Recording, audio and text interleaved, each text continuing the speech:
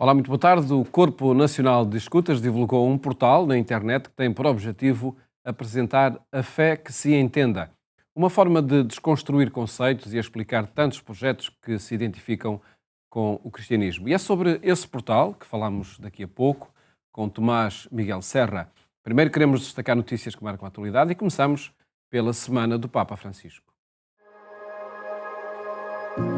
Cari fratelli e sorelle, buongiorno.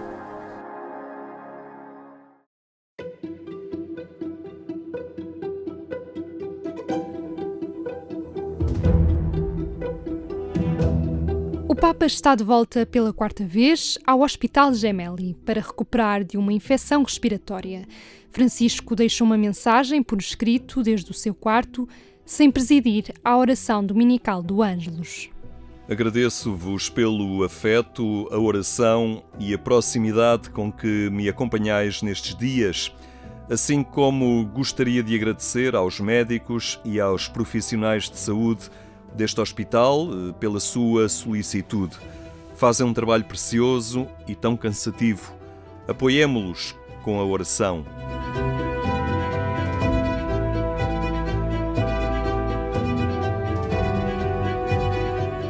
Foi um cardeal português que apresentou no Vaticano o apelo do Papa a todos os artistas para que se unam à Igreja numa revolução da beleza em favor dos mais frágeis.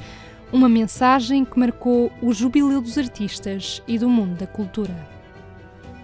Vedo in voi dei custodi della bellezza, che sa chinarsi sulle ferite del mondo, che sa ascoltare il grido dei poveri, dei sofferenti, dei feriti, dei carcerati, dei perseguitati, dei rifugiati. Vedo in voi dei custodi delle beatitudini. Viviamo in un'epoca in cui nuovi muri si alzano, in cui le differenze diventano pretesto per la divisione, anziché occasione di arricchimento reciproco. Ma voi, uomini e donne di cultura, siete chiamati a costruire ponti, a creare spazi di incontro e dialogo, a illuminare le menti e a scaldare i cuori. Il nostro primo pensiero va a Papa Francesco. Preghiamo per la sua salute, ringraziamo la visione, il sostegno che lui ci offre sempre. A voi, artisti, operatori del mondo della cultura, Gesù rivolge oggi le beatitudini. Beati voi, gli artisti, beati voi, protagonisti culturali, profeti culturali, perché siate operatori della pace. E non dimenticatevi di pregare per me. Arrivederci.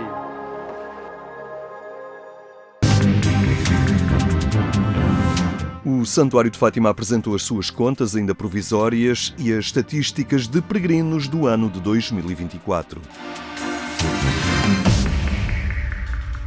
O Santuário de Fátima está a viver o ano pastoral 2024-2025 com o tema Peregrinos de Esperança e convidou os hoteleiros e responsáveis de casas religiosas que acolhem peregrinos para apresentar os seus números de 2024.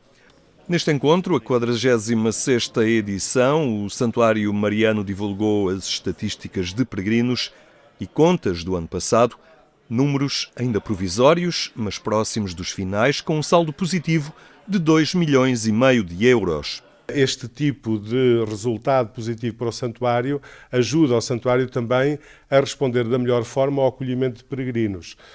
Mas chama a atenção também que aquilo que aparece como despesa na área das depreciações significa que é dinheiro que o Santuário é convidado a investir precisamente na conservação daquilo que são os seus espaços e as suas estruturas. Como qualquer atividade humana, precisa de meios económicos. O que interessa é saber como é que se conseguem esses meios, e aqui é sobretudo, como as contas mostram, pelos donativos, pela generosidade dos peregrinos que aqui vêm, e também e em que é que se gastam e como se gastam. O Santuário de Fátima apresentou na síntese económico-financeira de 2024 rendimentos de 24,42 milhões de euros e gastos de 21,84 milhões de euros. Destaca-se a renovação do sistema de som do recinto de oração, um investimento de cerca de 1 milhão de euros.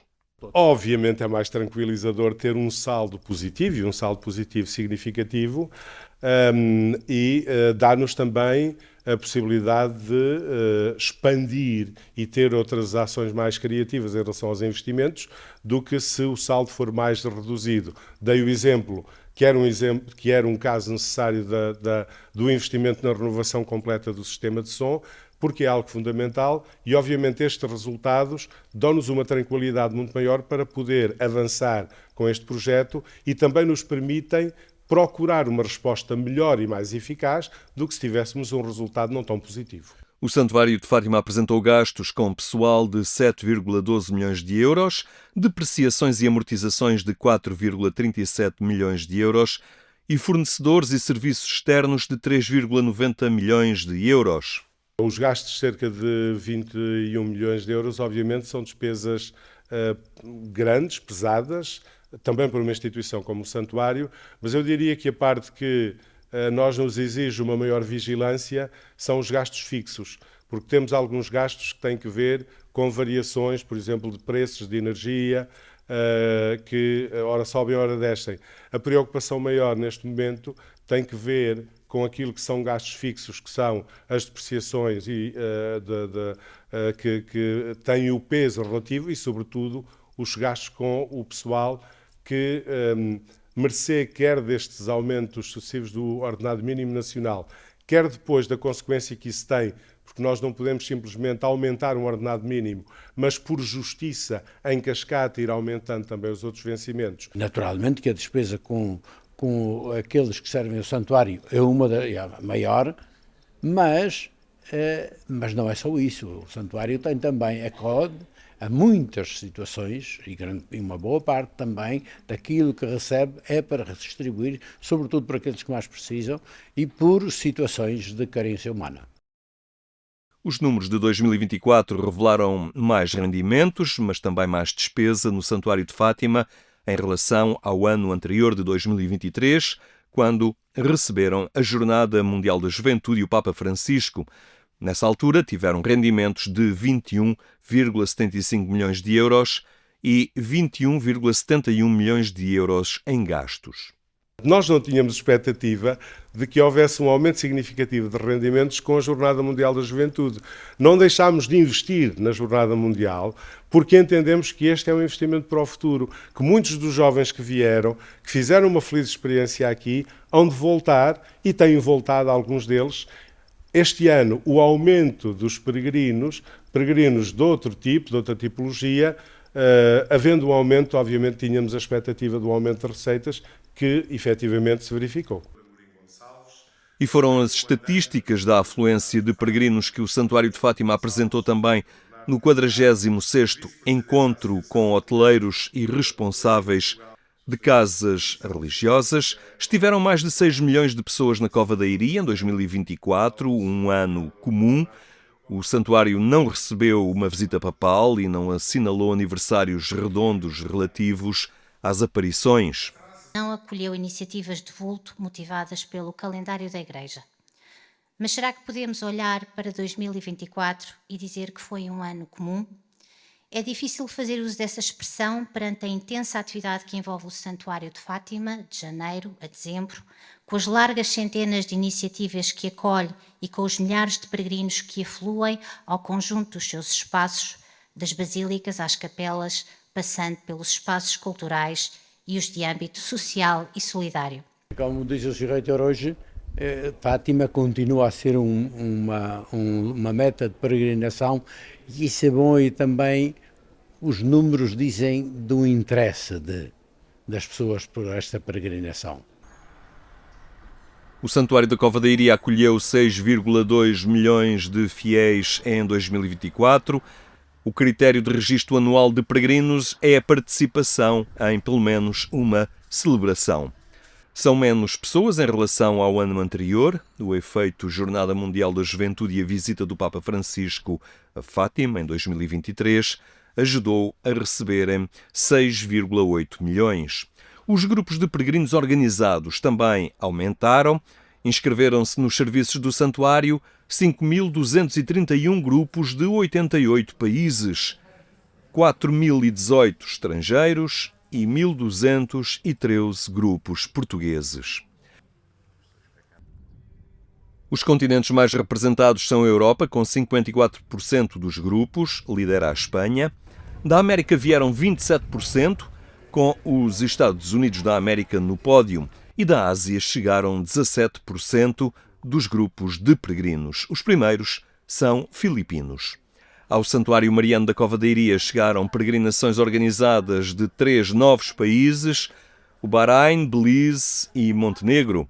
De Portugal, registaram-se 1.213 peregrinações, com destaque para as dioceses de Lisboa, Porto e Braga. É evidente que o que nós temos este ano não é muito diferente da situação do ano passado, exceto a situação de que os gastos também foram, o ano passado, muito acima daquilo que é normal. Portanto, eu não faço contas disso. Faço contas daquilo que foi este ano.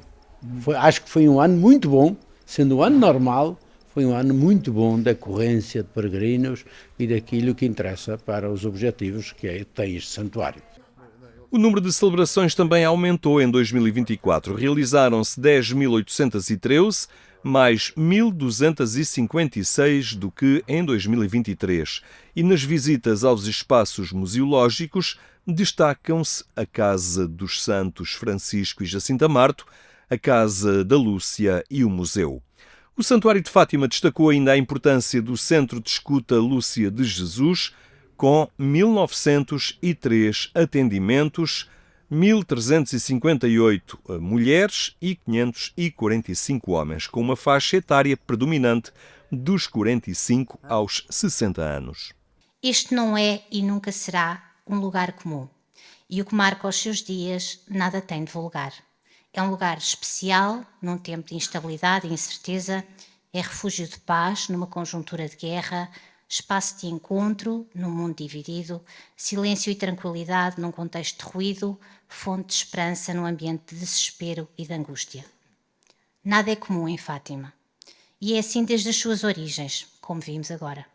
Por isso, os peregrinos vêm. E vêm em grande número, como poderemos ver mais adiante. Vêm de perto e de longe, sozinhos e em grupo, para tomar parte das celebrações ou tão só acender uma velinha, como muitos dizem. Vêm ao encontro de si mesmos, da sua interioridade, do que se evade na voragem dos dias. Vêm em busca de paz, vêm pedir paz.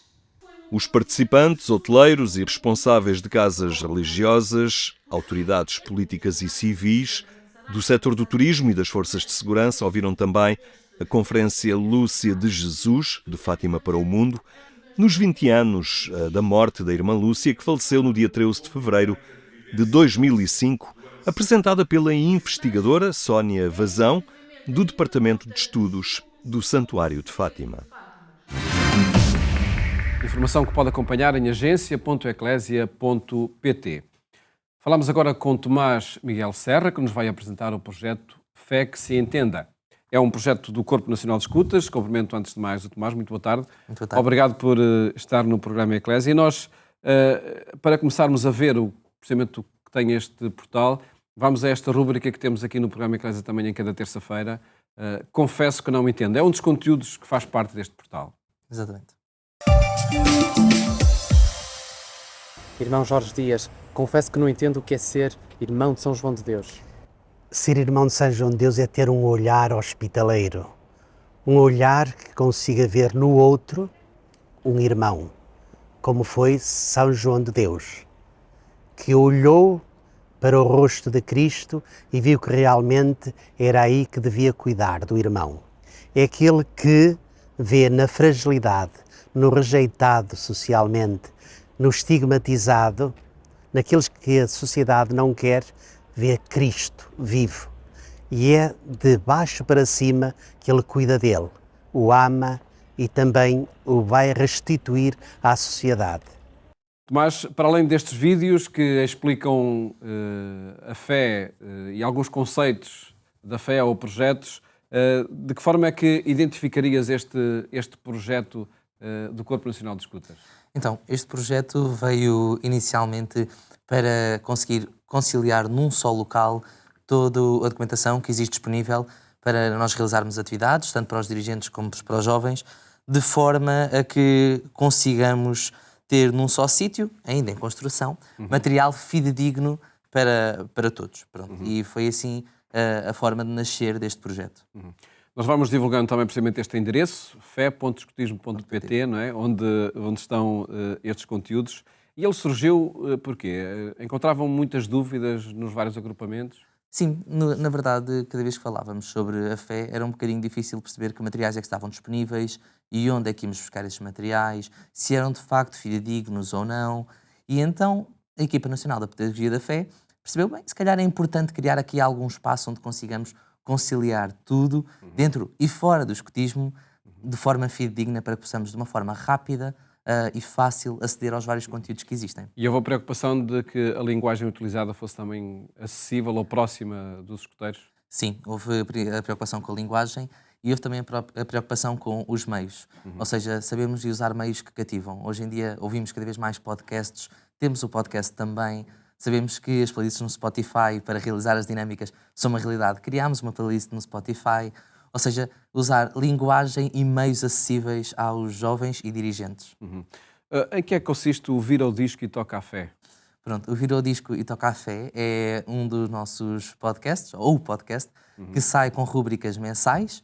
Atualmente já saiu com duas, uma sobre o encontro 4x4, que é um encontro para caminheiros, candidatos a dirigentes e dirigentes no âmbito da fé e de criar aqui uma formação da fé, e também outro com o lançamento do site, que foi no dia 31 de janeiro, no dia de São João Bosco, aqui este santo que nos traz um pouco da importância de ensinar e de simplificar e de formar as pessoas. Vejo depois que o site vai estando organizado na agenda e em torno de alguns verbos: aprofundar, facilitar, esclarecer, celebrar. Para onde é que apontam, aonde levam estes verbos? Então, estes verbos levam-nos a pontos diferentes, cada um deles. Conseguimos ver que aqui, pronto, a parte da agenda leva-nos àquilo que é a agenda das dioceses e a nível nacional de dinâmicas que possam ser interessantes para o CNE.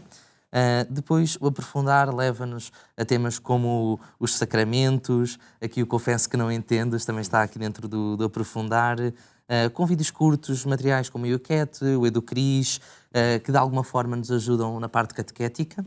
Depois, o facilitar, que acaba por ter jogos e ferramentas disponíveis para os jovens, esta parte de facilitar o acesso e o trabalhar, como o progresso das especialidades, os patronos, os modelos de vida. Depois, o esclarecer, com perguntas frequentes acerca de várias temáticas e até mesmo a possibilidade de falar com o nosso assistente nacional e tirar dúvidas diretamente com ele. O celebrar, aqui um bocadinho com as celebrações do CNE, como a partida, a vigília e o próprio momento das promessas. Depois, uma parte dedicada às secções, com a mística, a simbologia, as dinâmicas, secções de escutismo. As secções de escutismo, nomeadamente os lobitos, os exploradores, os pioneiros e caminheiros na parte dos escuteiros terrestres, não é? E depois também todos os outros, aos escuteiros do ar e aos escuteiros marítimos.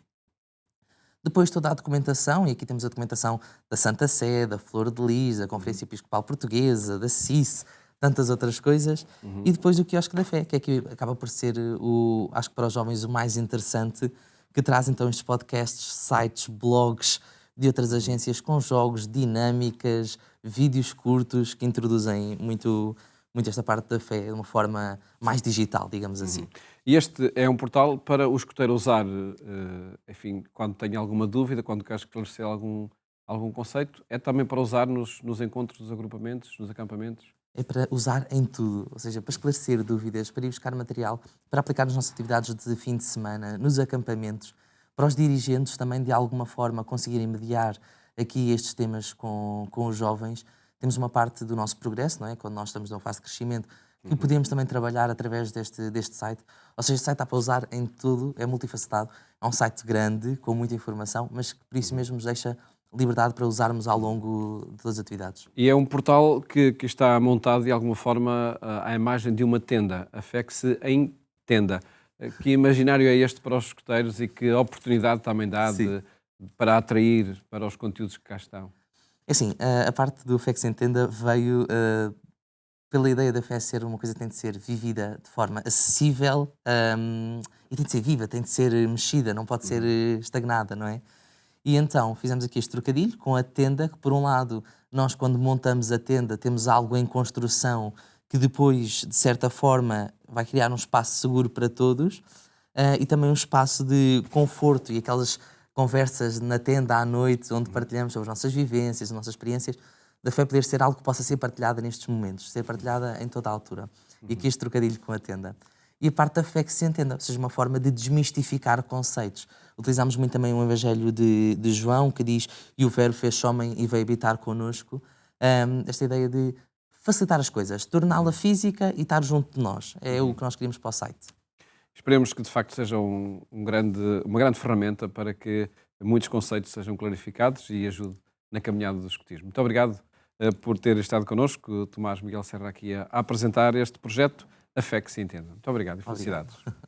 E fica esse convite para visitar uma página na internet onde se apresenta A Fé que se Entenda. Votos de uma ótima tarde e até amanhã, se Deus quiser.